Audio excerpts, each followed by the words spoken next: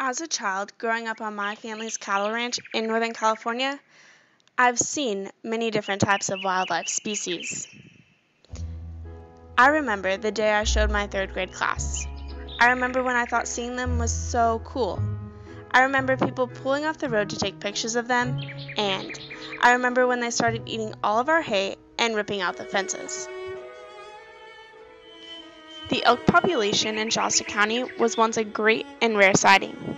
Private landowners first thought the reintroduction of elk was neat and good for the area, until the herd size grew and little to no support was given.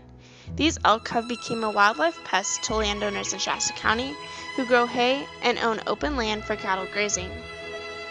Wildlife pest control is an issue for agricultural landowners throughout the country.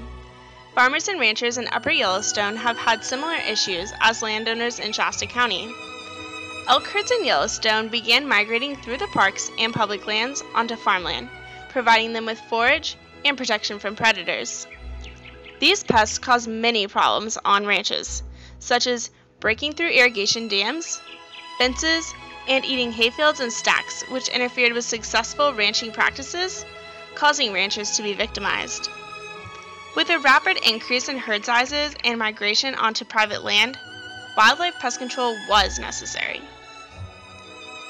The main pest control method that was used in Upper Yellowstone Valley was hunting seasons. In the beginning, landowners were happy to let the public hunt the elk on their land, until the hunters became disrespectful and landowners became intolerant of hunters and elk.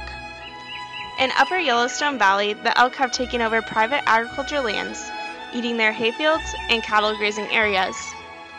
Unfortunately, the landowners in this area began to sell their land and relocate to places where they could manage their cattle without the unmanageable pest, elk. In Shasta County, the only management solution that has been started is the use of radio collars to help the Department of Fish and Game track the herd in an opening of hunting season. The season typically opens around the third Saturday in September and continues for 12 consecutive days. This year, in the northeastern California, there is a quota of 10 tags for antlerless elk and 15 tags for bull elk, and the season will open on September 18th and close on the 29th.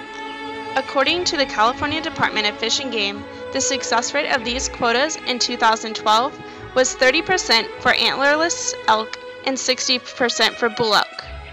With few solutions in place and little support given to the landowners, there is now an annoyance of the elk population in Shasta County and a needed solution to this growing herd size on private land.